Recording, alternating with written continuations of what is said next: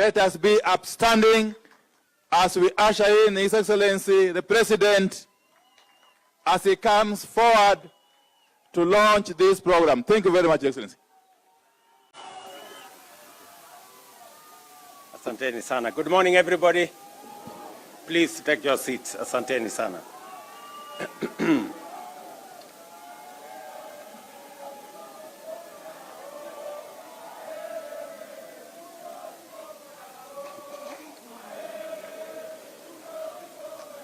Asanteni sana. Thank you. Asante sana. Nairobi hoye. Nairobi hoye. Bas, asanteni sana. Ningependa kuchukua nafasi hii kwa niaba ya serikali ya Kenya kusema ya kwamba tumefika hapa asubuhi ya leo katika ghafla hii ya muhimu ya mambo ya umeme katika taifa letu la Kenya. And let me make this statement.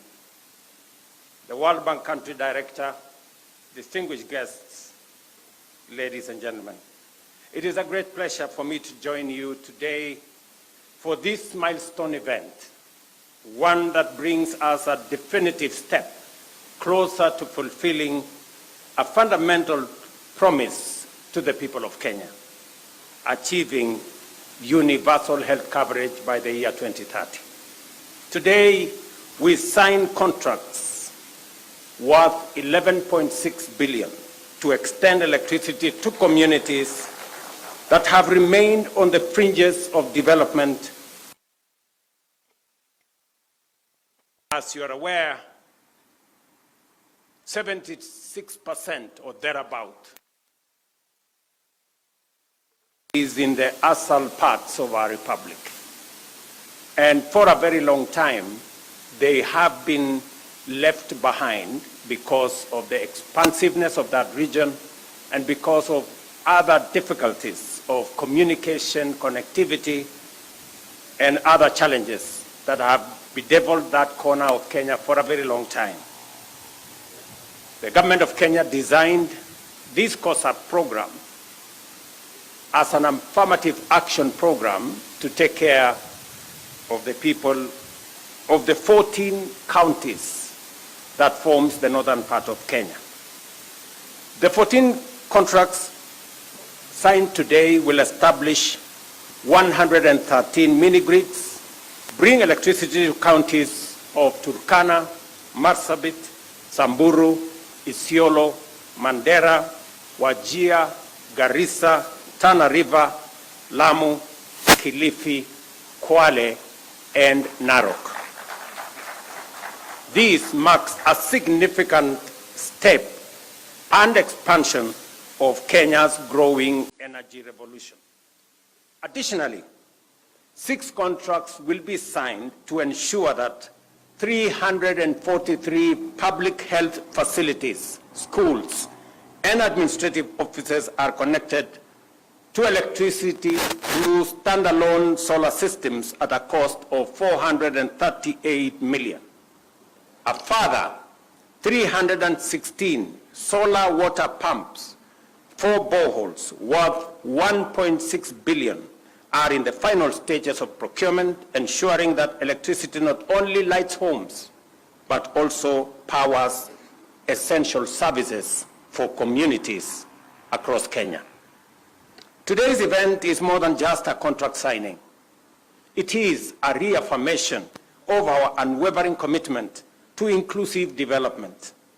It sends a clear message that no Kenyan, regardless of location or background, will be left behind in our nation's march to progress. Our mission is to extend modern, reliable, and affordable electricity to every home, school, and business, from the most remote villages to the busiest urban centers. This is the foundation of our development agenda, firmly anchored on Vision 2030 and the bottom-up economic transformation agenda, ensuring that every citizen has access to opportunity, access to progress, and dignity. Kenya has made remarkable strides in electrification, increasing access from 29% in 2013 to 75% today, positioning us among the leading nations in sub-Saharan Africa. This progress has not been uniform. While electrification has advanced in urban centers and along major transport corridors, vast rural areas remain in darkness. For communities far from the national grid, solar power offers the most practical, cost-effective, and immediate solution. That is why the government of Kenya, in partnership with the World Bank, is implementing the Kenya Off-Grid Solar Access Project, commonly known as COSAP. This initiative is about more than just power. It is about transformation. With electricity in health facilities, vaccines and essential medicines will be safely stored, ensuring life-saving treatment reaches all that need it. With electricity in schools, our children will benefit from longer study hours, better learning environment, and greater opportunities to excel. With power in homes and businesses, we will unlock new economic opportunities, support small and micro enterprises, and create jobs, turning villages into vibrant hubs of commerce and innovation. Distinguished guests, through the last mile connectivity program under the Kenya Power, 1.2 million customers have already been connected in the last 2 years, with another 460,000 set to benefit by 2026. Through REDEC, we have connected 63,000 out of 93,000 identified public facilities, including 22,900 public primary schools. This work continues with 1,071 public facilities projected to be completed in 2023-2024 financial year, and another 1,450 currently underway in the financial year 2024-2025. Beyond expanding access, we remain committed to achieving a 100% clean energy grid by 2030.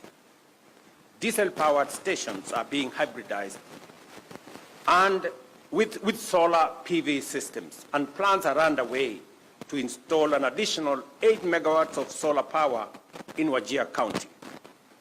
In Lodwar, we are taking a bold and decisive step to shut down the diesel power plant operated by Kenya Power and extending national grid to Lodwar by next year.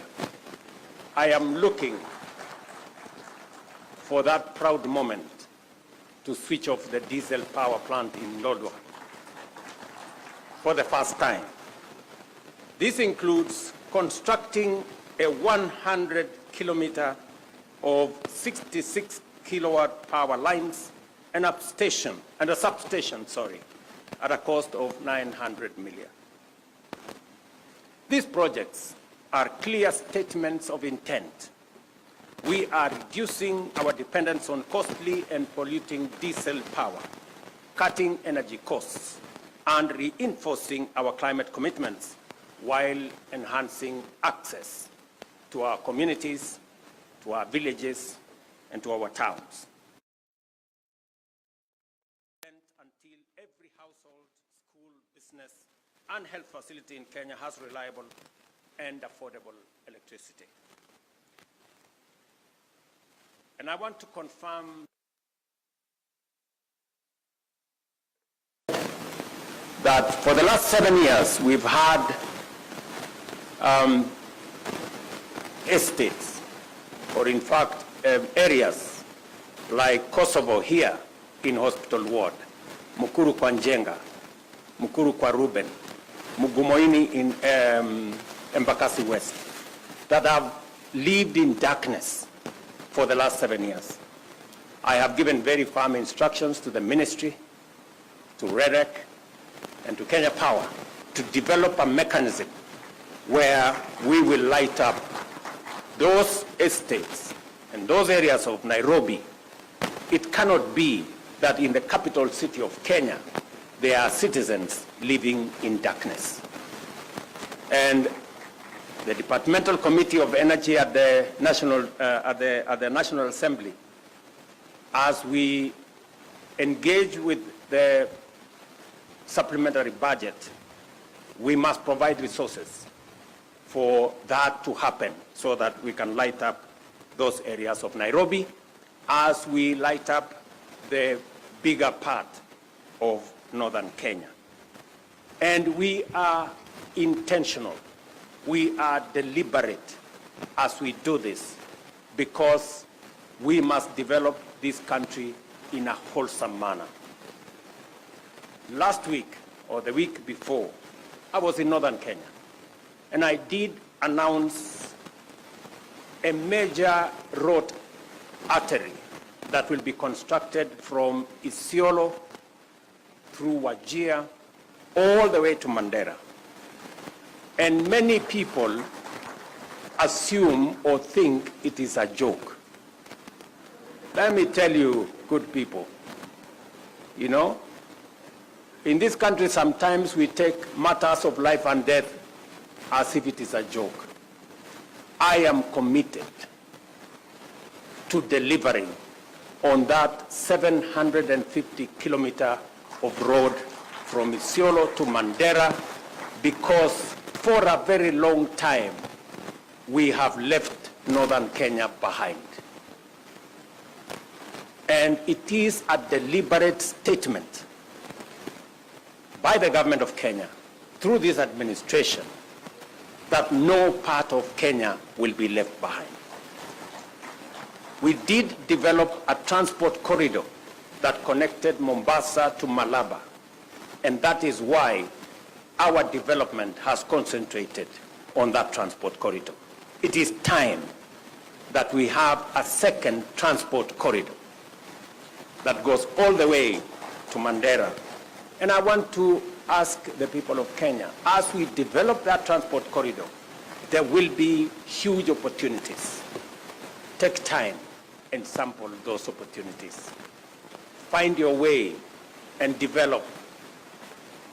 As that piece of infrastructure is being developed, and I want to confirm here that there are already 7 contractors on the ground to make sure that that road is done. And we will continue in developing this country equitably. Every part of Kenya is as important as the other part of Kenya. It is also the same reason that the government of Kenya provided an extra 1 billion shillings for especially informal settlements in Nairobi to develop schools. Here in Nairobi, we have had instances where we have many children who have no access to education because where they live, there are no public schools. And we will continue to sample the opportunities, look out for the people who are vulnerable, look out for those who are left behind, and carry them along so that we can move together as a nation. So apart from the electrification program that we have all the other programs that are running. Our housing program is on course, and I want to assure the people of Hospital Ward here in Kosovo and all the other areas. Your member of parliament has been on my case so many times, but I want to assure them and to assure your people, Mheshimiwa, that this morning there was an inspection by the leadership of the Kenya Police. We are going to provide land to develop our affordable housing program so that the people who gave way on the Nairobi River can be given the first priority as we develop our affordable housing program. Shortly, maybe in the next coming weeks, I will be launching the program on the Nairobi River that will see the development of Nairobi River afresh, and that we will never again have a smelly river in the middle of Nairobi. We will have a modern transport corridor and a proper piece of infrastructure around the Nairobi River. Again, it is because we must do the things we must do to change our country, irrespective of all the other things and all the other considerations that ordinarily inform decisions that have political ramifications. To the contractors, signing these as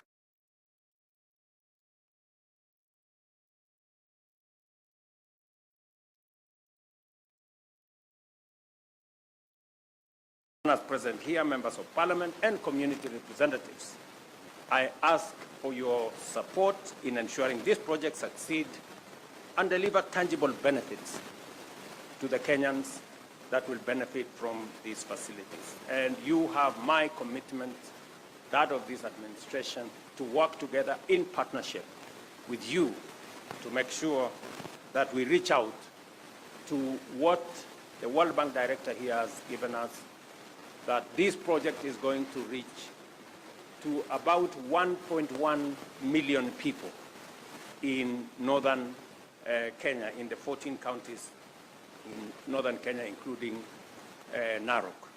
So as we build this synergy, I want to ask us, as the people of Kenya, to be united as we focus on the development of our country.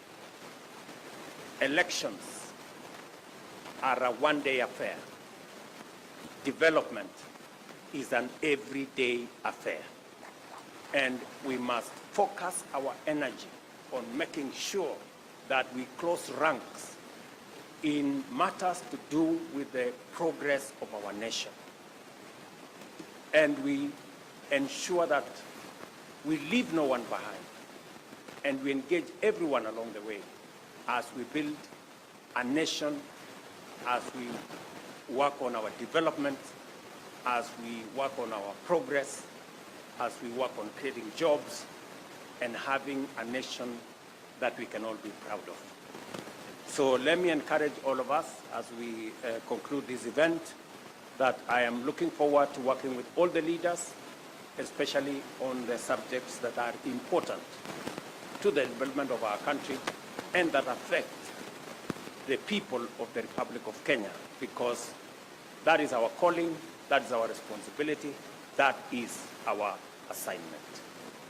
Thank you very much to all of you leaders who have come to this event and all the other stakeholders who have come to participate in this event. I look forward to working with you. Asanteni sana.